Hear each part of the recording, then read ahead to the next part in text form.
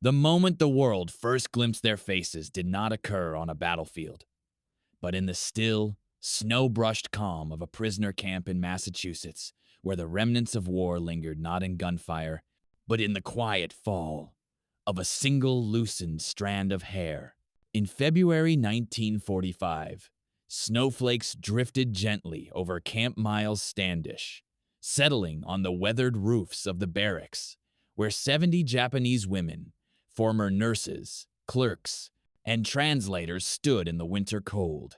They had endured long voyages, sudden evacuations, and the uncertainty of capture, yet their composure remained intact. Their neatly arranged hair, fastened with care, was one of the few pieces of order they could still hold on to.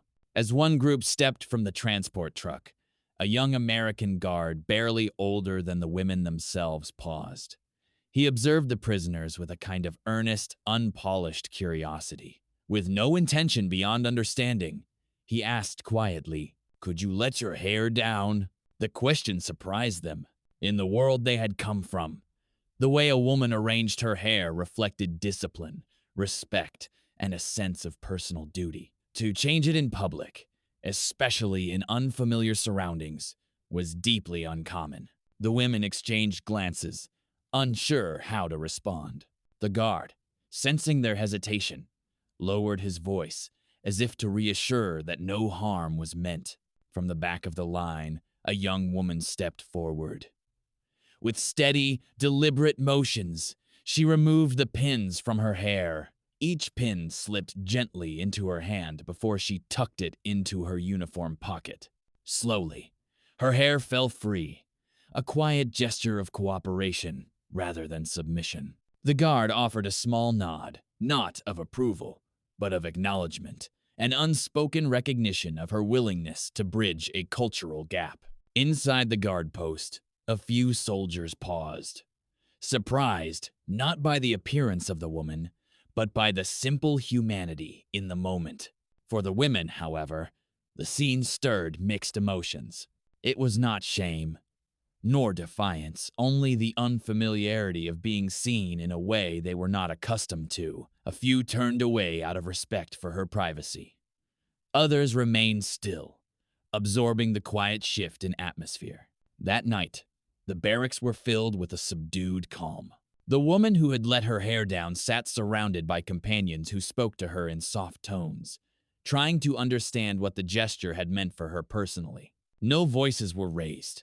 Instead, the room carried the weight of reflection, each woman wrestling privately with the day's events. By morning, camp records noted heightened emotional sensitivity, a phrase reflecting the subtle tension born from cultural misunderstanding. Some women adjusted their hairstyles themselves, shortening or rearranging them not out of distress, but in an attempt to reestablish a sense of personal control. The Americans, realizing the depth of the misunderstanding, brought in a Japanese American interpreter, a thoughtful man accustomed to the delicate role of bridging cultures. Sitting across from the senior prisoner, he asked gently, "May I explain what the guard meant?"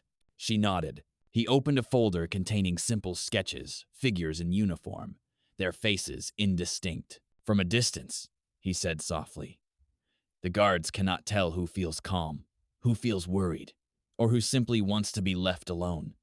They hope to understand you better not to offend." He spoke with care, emphasizing that the request had come from unfamiliarity, not judgment. The senior prisoner listened in silence, her expression thoughtful, her posture composed. In that quiet exchange, a small bridge formed frail, but genuine between two groups who, for a brief moment, were able to see each other not as enemies, but as people shaped by different worlds. For the first time, the women hesitated. The interpreter spoke gently. "They weren't trying to shame you. They were trying to see you as people." The senior prisoner lowered her gaze. Behind her, the woman who had first let her hair down wiped her cheek, not crying, just overwhelmed. The next day, a wooden crate arrived. Soap, combs, scissors, no orders, no demands. just an offering. One by one, the women approached. Some touched the tools, some stared. 3 smiled soft, fleeting, like something had unlocked inside them. The most profound change came in the quietest moments. A nurse from Nagasaki, once a field medic who had been taught to kill the nurse in her to survive, began to write. On scraps of paper, ration labels, napkins, she scribbled thoughts she had not dared to voice. Their kindness terrifies me. How do I exist without orders? She combed her hair for the first time in months, each stroke a quiet rebellion. She remembered the stories of American brutality, the warnings of torture and violence. But here, a guard had left an extra blanket on her bunk. Another had waited before entering, as if respecting a boundary. I saw more mercy in that crate of soap than in 3 years of war, she wrote. Her former commanding officer, a woman who had once slapped her for trembling, still clung to discipline, scrubbing blood-stained uniforms as if the war had never ended. But when they met during laundry duty, the nurse noticed it, the slight tremor in the older woman's hand as she tied her bun. A crack, a humanity. Then came the letters. One to her mother, if she still lived. One to the fiancé whose bones lay in the Pacific. One to herself, raw and unfiltered. Asterisk, I miss coffee. I miss silence. I remember who I am when no one is yelling. Asterisk. She never intended to send them, but writing them, she felt herself again. When the day of repatriation came, she waited until dawn.